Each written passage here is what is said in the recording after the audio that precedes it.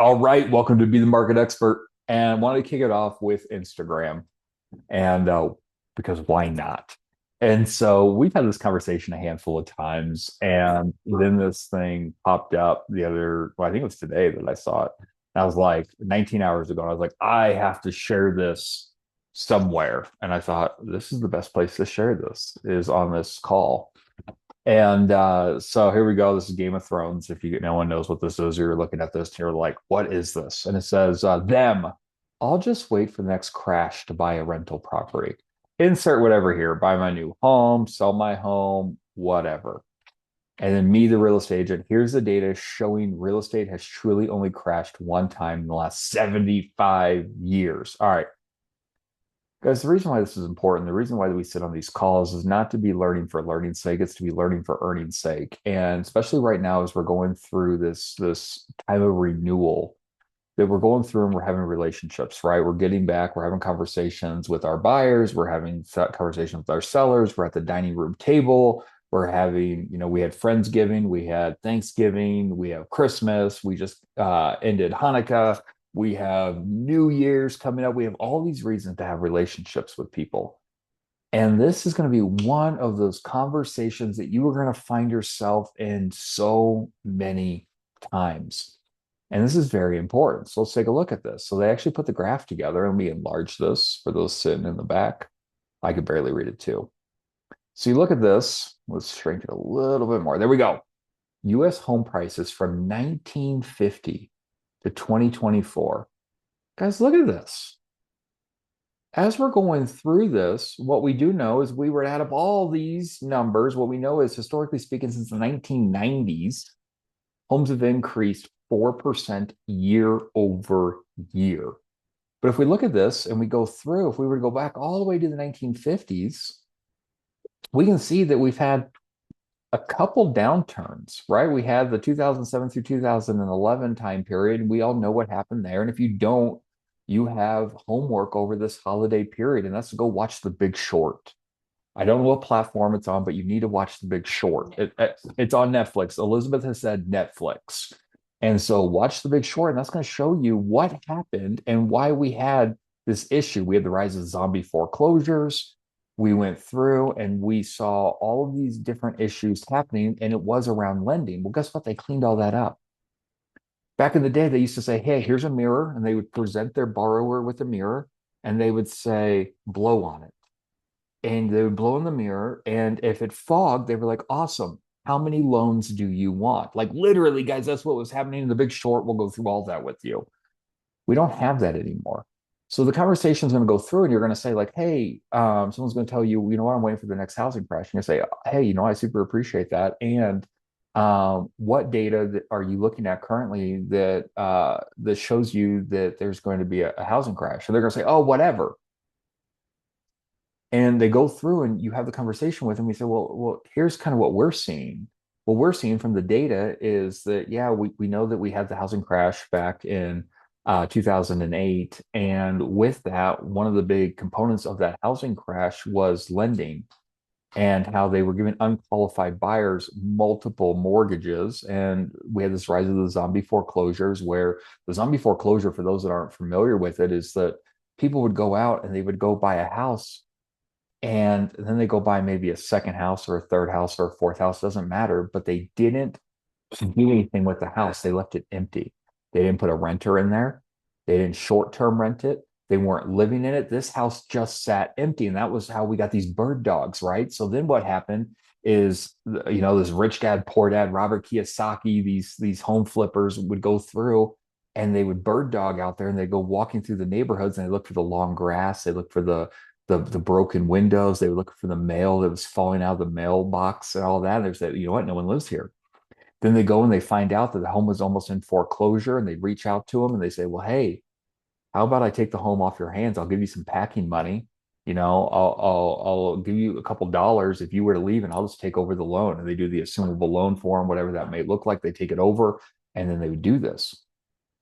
Guys, there's nothing that is pointing to that in what we have right now. And we'll look at some other slides like we always do, and we're going to just we're going to disprove that there's a housing crash that is in the horizon. There is no data that points to a housing crash. I mean, the closest thing that they're pointing to right now is the silver tsunami, right? They even got off the Airbnb bus, right? There's this whole Airbnb bus where there's so many Airbnbs and no one was making any money that all these guys were going to have to sell. Didn't happen. And so what are they leaning on now? They're leaning on, oh no, there's this silver tsunami. All the baby boomers are going to decide all at one time that they need to offload their properties. Guys, that's simply not happening either. All right. And so there's nothing. And even if we were to go back, right, and someone says, no, I am waiting for the housing crash. Awesome. If we get to the data and they tell us, you know what, this is why I point to that. You say, awesome. What would home prices have to get to for you to be a buyer? Well, we all know that the average price point in the Denver metro is $600,000. We looked at Coffee Talk, 2 weeks ago. Jefferson County's north of $700,000. And let's just keep in mind, what were home prices in the Arvada metro during this time? 300K, 250,000, right? Somewhere in there. In what world are home prices going to go from 600,000 down to 250? Because here's the deal. We would be at war. And who's buying houses if we're at war at that point? Really nobody. Let's not get that confrontational with it, but I think that's something we need to keep in mind. So I thought this was interesting. If you guys want this and just kind of look at it, I'm going to put it in the chat for you if I can find that button. There it is. There's Instagram. We are using Instagram now to prove data. All right, guys, we started talking about this the other day on Coffee Talk. And so the truth about Zillow, I think this is important just as we're having some conversations as well.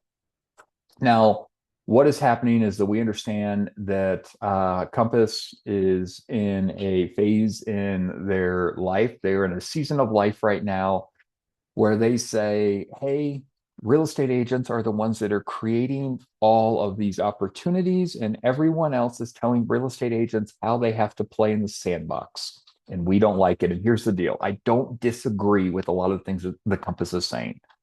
Compass is saying, hey, look, we're the ones going out there. We're the ones that are in the trenches. We're the ones having the conversations. We're the ones finding the buyers. We're the ones finding the sellers. We're the ones that are putting it on the MLS, Zillow, NAR, insert whatever here. Don't tell us how we should play. Well, one of the people that has popped up again is Zillow, and Zillow's like, listen, Compass, we are the largest syndicator of properties in the world, and we will tell you how to play. Okay, well, that's triggered a lot of things, but one of the things is this lawsuit. And so what they're going through is this is what's called Zillow's internal strategy synthesis. And let me throw this in the chat just at the same time, just so if you guys want to kind of play with this a little bit.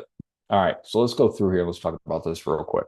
So what Zillow has gone through, at least according to this memo that has been discovery in this court case at this point, has been presented, is that Zillow has said, hey, we are the largest lead aggregator in the world. We have a lot of eyes on us. Most people come to us before they go to the real estate agent, before they go to the MLS, even though the information comes from the MLS and then goes to Zillow, which was something that we should probably have never have done back in the day, but it happened.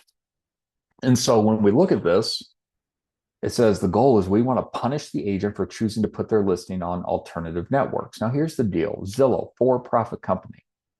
Well, when we go through and we look at their old business model, their business model was, hey, we get business by selling leads from buyers that click on listings and we sell it back to agents. Like that's how they make money.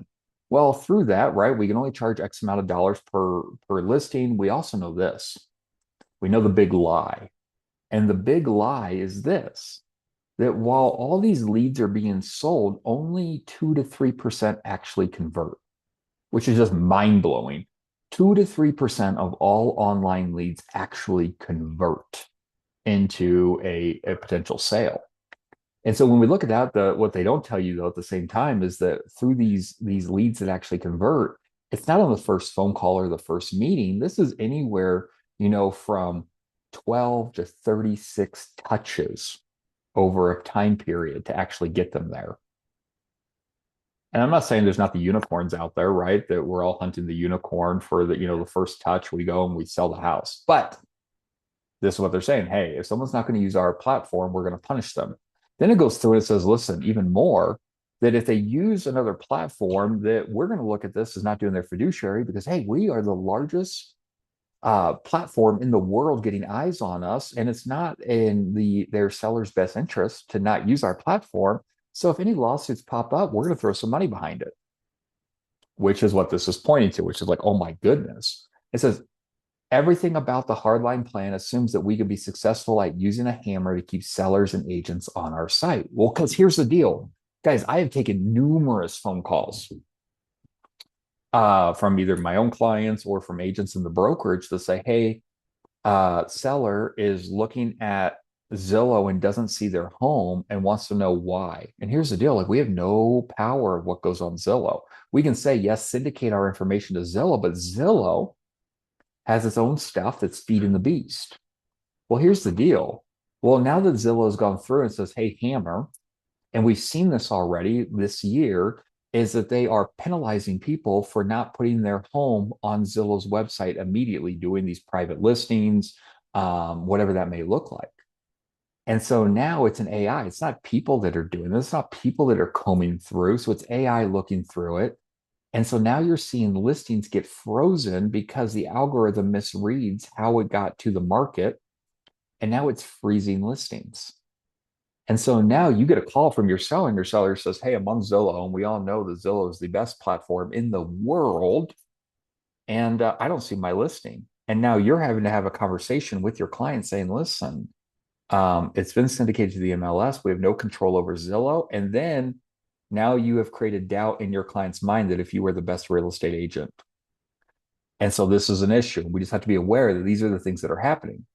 So then we have clear cooperation, right? And so clear cooperation, we know that it's gone through, and we now have the ability to tell with our clients and say, hey, listen, whatever you think is the best for your house, we are going to do it. I'm a fiduciary for you. And your client says, hey, listen, let's do a KW exclusive. Let's do a Compass exclusive. Let's do a Remax exclusive. Well, then what happens is now that this has gone through, we have to go through and we have to get permission from our client. It has to be express permission. We have to follow the rules that RE Colorado says we have to follow. And then now Zillow says, well, hey, if you're doing this and we actually crawled the data from your websites and we see we're not going to list your home and on our site. And so that's where it's going through. Well, then it says, listen, entire brokerages, more collateral damage, more impact, more outrage if directed at brokerage.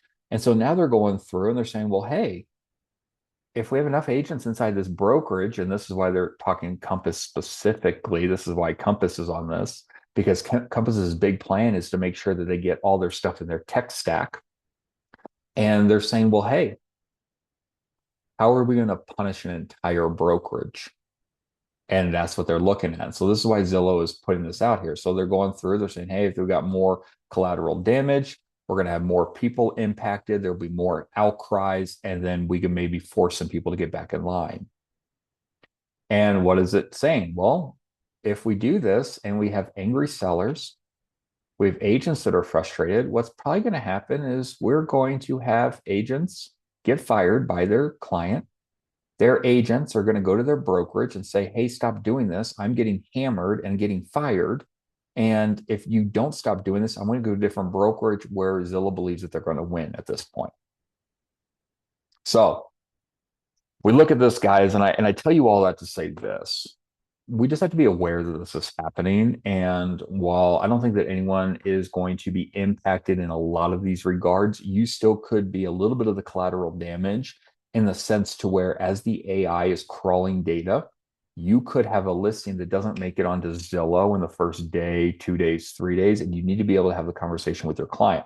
What else are you doing? It's on Instagram. It's on the social media platforms. This is how we're getting this out there. It's on the MLS. I have done reverse prospecting. I've sent it out to every agent in the Colorado in the Denver metro area that has raised their hand and expressed interest. I have made sure to send out all the information. I've done the professional photos. I've gone through and I have the professional video done, the floor plans. Like this is what we have to do. You have to show your worth. right? And we're going through because if your client does raise your hand, you can't just say, well, I don't have control over Zillow. Very true. But what else are you doing now that you know that this is a thing? Speaking of this is a thing, guys, this isn't going away either. And so we all have to be cognizant around this. The DOJ weighs in on another commission lawsuit. So let's rewind. We had a commission lawsuit where there were some scripts maybe being used, or there were some conversations that may have been happening that said, Mr. and Mrs. Buyer, I'm free. Don't worry, the seller's going to pay my compensation. And while historically that might be very accurate, what we have to understand is that your client is responsible for your compensation. Now, in our contract, we understand in Colorado, we're the only broker or the only state in the United States that does not have to do a exclusive right before we go and do a showing on a property because we have transaction brokerage. But at the same time, we cannot have conversations and tell people we are free. They have to understand that we do cost money. This is what we are willing to work for. Buyer, are you comfortable moving forward? If you give me permission, I will ask the seller for compensation, but I cannot guarantee. And so if the seller says no, you will have to compensate me. And so, guys, when we're going through and we're looking at this, all this is saying is that they're weighing in.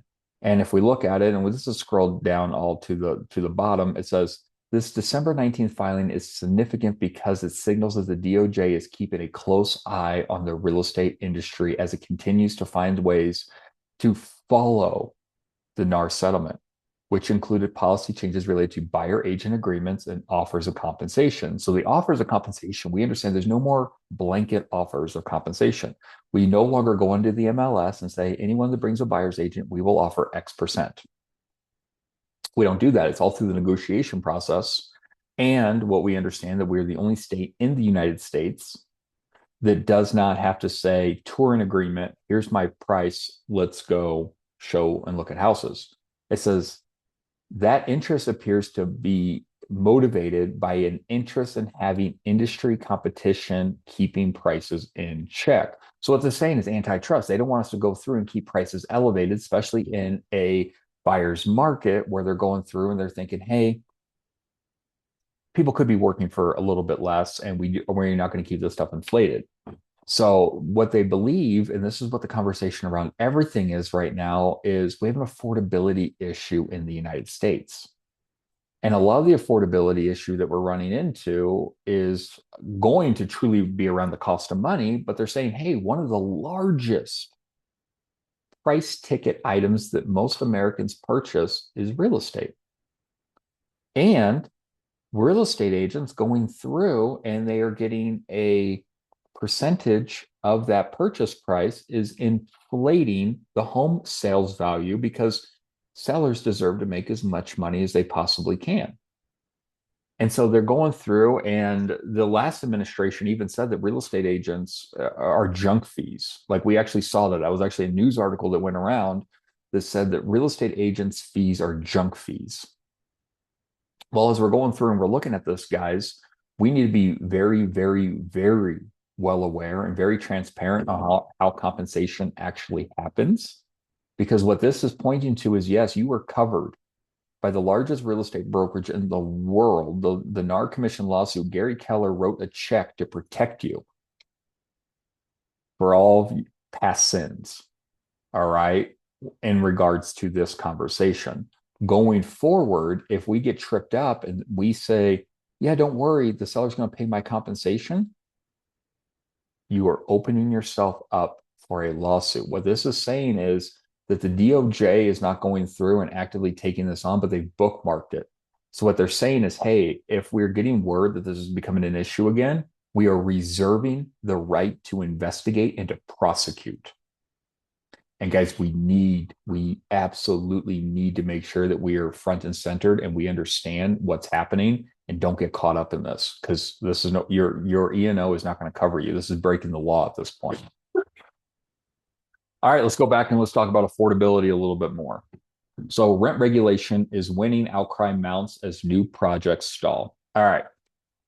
we're not going to read through this article. What this article is going through is you can see it talks about LA, it's talking about Washington state and Oregon. It's talking about Massachusetts, Montgomery County. It's talking about a lot of different places, a widening policy fault line. All right, so we going through it, and this is what we're talking about. There is an affordability issue in the United States across housing in general. I think I saw something that said like 40% of the American paycheck goes towards housing right now, which is ridiculous.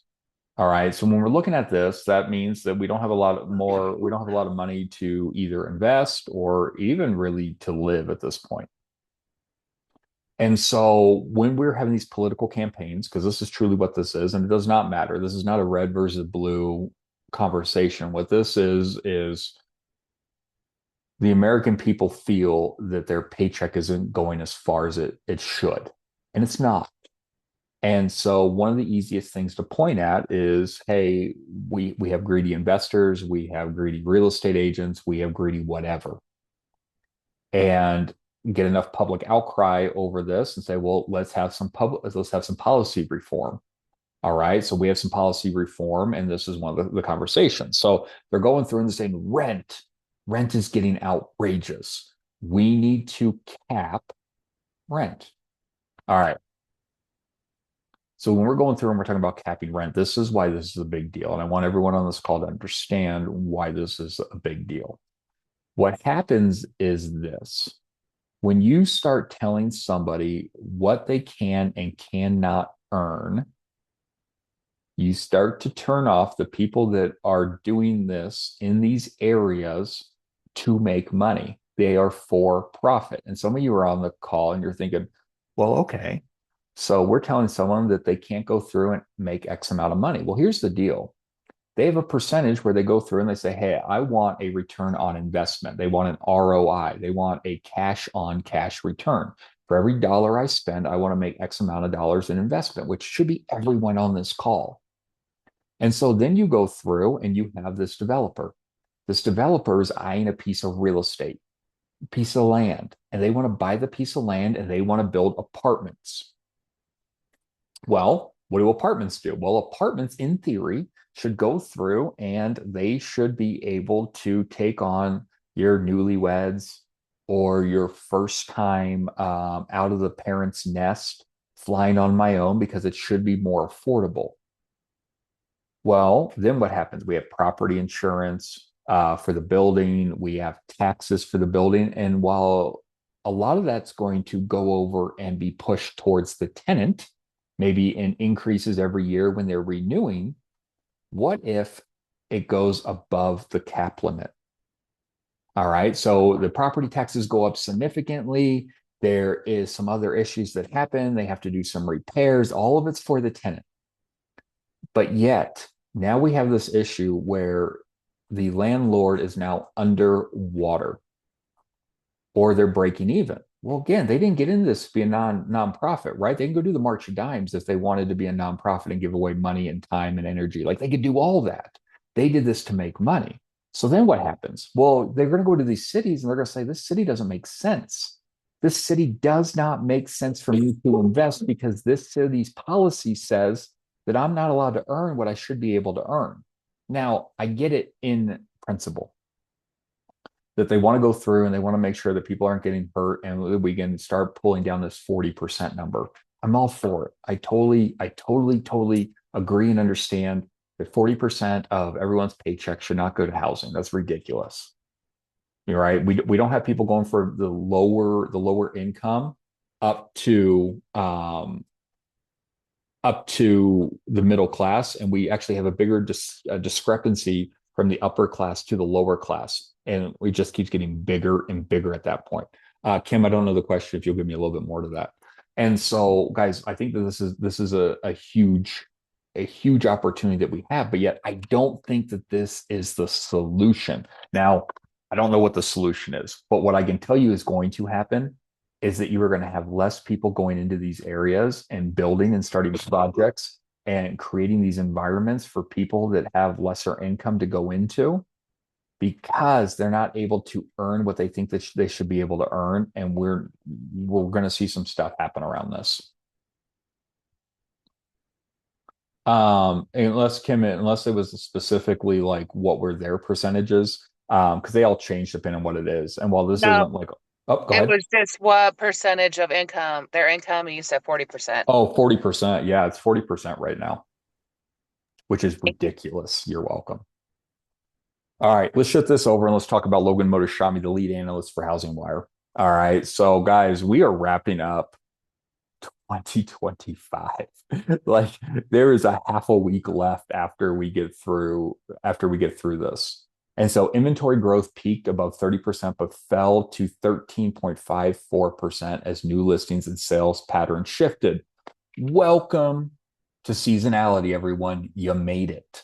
All right. So when we look at this, housing inventory growth slowed to 13.5% year over year, down from over 30% earlier in 2025 as new listings and sales patterns change. Seasonality. You guys are in a seasonal market, Colorado. You guys are in a seasonal industry. Most people are not wanting to move in the snow. They're not wanting to have to leave their house for during Christmas for a showing to come in and pray that someone hits their showing window. Now, here's the deal. I'm broad brushing this. It doesn't mean that there's not motivated people. They're like, no, I'll do whatever. Let's get my home sold. But I'm talking about the vast majority of people. So it says, this is the final housing market tracker article for 2025, and we're going to tackle why the inventory growth rate has been cut in half. All right. So it says, why is the latest tracker of the year? It says, well, he doesn't put much weight into housing data at the last 2 weeks, right? We got Christmas, because remember, this is rear view facing. This is last week. And so we have Christmas coming up. We just finished Hanukkah. We have New Year's coming up. People are going to start to hunker down and be with their family, right? We got kids out of school. We're going to do some stuff, which we should, right? And we go through and we look at this, and it says, I have seen countless bad takes on internet year after year about housing data around Christmas and New Year's. Trust me, you'll see it again. He says the only reason why he's writing this tracker this week is we got a lot of data. All right. So housing inventory. Let's look at this. Here we are. You guys are this dark red line. We're in 2025. There will be a new color next week. So we look at this, guys, and here we are. Here's 2019. Why is 2019 important? Because that is a normal market. That was before the global pandemic. And so we look at this, and guys, we still don't have more inventory than what we did in 2019. And we have more people living in the United States. Also, this is an issue. You guys want to know why we're not going to see a home crash? Because there's not enough inventory. I get it. People are slow to buy houses, but that's just because there's an affordability issue. The American dream isn't dead. They just can't afford houses. But we have such positive checks and balances on people's equity in their home that no one has fire sales right now, right? No one's having a fire sale. So we go through and we're looking at this, and okay, we have 13.5% more inventory than we did last year, but we're still not up to pre-pandemic levels. Well, let's look at new listings data. So we look at this, and here we are. You are this dark red line. We're slightly below 2024. So less inventory came on the market. Okay. But then we go over and let's look at price cut percentages. 39.1%. Let's round up. Let's call it 40%. 40% of all homes in the United States this year and all of 2025, talking point, have taken a price cut. Well, what does this mean? Well, if I'm representing buyers, what this means is there's opportunity. 40% of all homes are taking a price cut. And so if we're looking at a house that hasn't taken a price cut, do we think that the chances are in our favor that they'd be willing to take a lesser of an offer to get their home sold? Maybe. What does this also mean? That if I'm a seller and I'm having the conversation and we're looking at the homes in the area, then let's price it right so we're not having to take a price cut and stigmatize our home. 40% of all homes in the United States in 2025 took a price cut. And if we were to look in previous years, up until recent years with this affordability crisis that we have had, 1/3 of all homes. So we're talking about a 7% increase. All right. We're talking about we went from 33%, almost to 40% of all homes have taken a price decrease this year. So we're not going to talk about the 10-year yield. We're not going to talk about spreads, but let's talk about purchase mortgage application data. And everyone, I get excited about this every time because these are your clients. These are the people that are raising their hands and going to talk to a lender. What this is saying is get rid of your limiting beliefs. Yeah, we can talk about we have an affordability crisis, which we do. It's very real. And yet there are still people out there that are looking to buy real estate. The American dream is not dead. There's just certain people that can no longer afford houses, but guess what? Life still happens. We have people getting married. We have people that are having babies. We have people that are getting jobs and getting relocated. We have people getting transferred. We have people getting divorced. We have people, unfortunately, dying, right? Divorce is unfortunate as well. But when we go through and we look at this, guys, we have motivation. We have things that are happening in people's lives that they're saying, well, I need to buy, I need to sell. And here's the deal. If you guys are not actively having this conversation with the people in your ecosystems, you don't know what life event is about to happen to them. And they're going to do business with the person that is in the closest emotional proximity to them when they are thinking about transacting business. And if they go online and they Google what are interest rates, and it says, put in your information, and then they put in their information, and then a lender calls them, and the lender says, I have a great real estate agent, and you're not that real estate agent, guys. I promise you, it's going to be sad when you find out when your agent calls or your buddy calls you and they say, hey, I know you're a real estate agent. And you're like, yes. And they say, I listed my home. And if you know anyone that's looking to buy it, I would love for you to bring me a buyer. And you're like, what just happened? Right?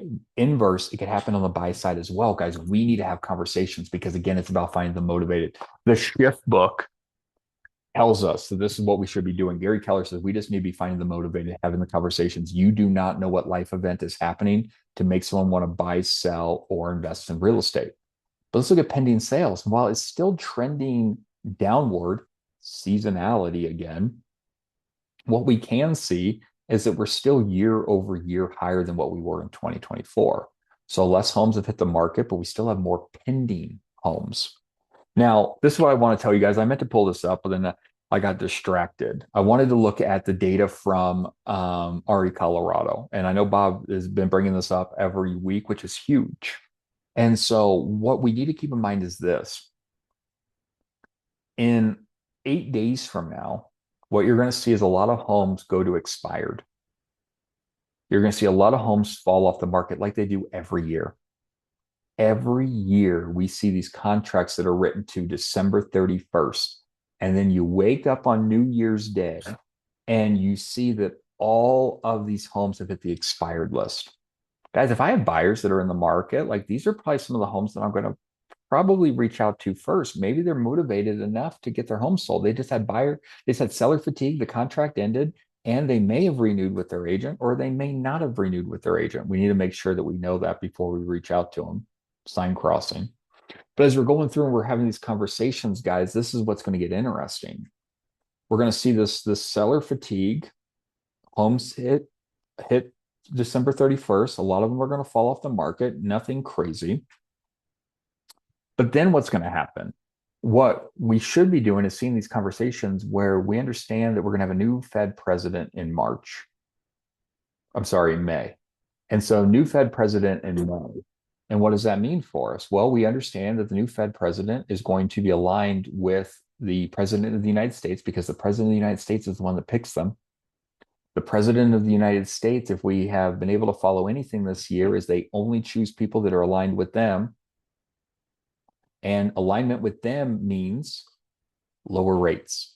Now, we don't understand how quickly it's going to happen because there's policy. And while there's some things they can green light it and push, they're also not going to cause some chain reaction and blow everything up. And what we also understand, because we're educated in this call, is just because the Fed lowers rates doesn't mean that mortgage rates are going to drop automatically either. What we do understand is that the Fed lowers rates. The bank is the one lending to us. The Fed lends to the banks. And so if the banks were to drop their rates all the way down, they're going to have a lot of refinances. They're going to lose money. So it will be a slow drip. But I think that everything that we're looking at, that means that we need to have so many conversations right now. We are going to see houses hit the market.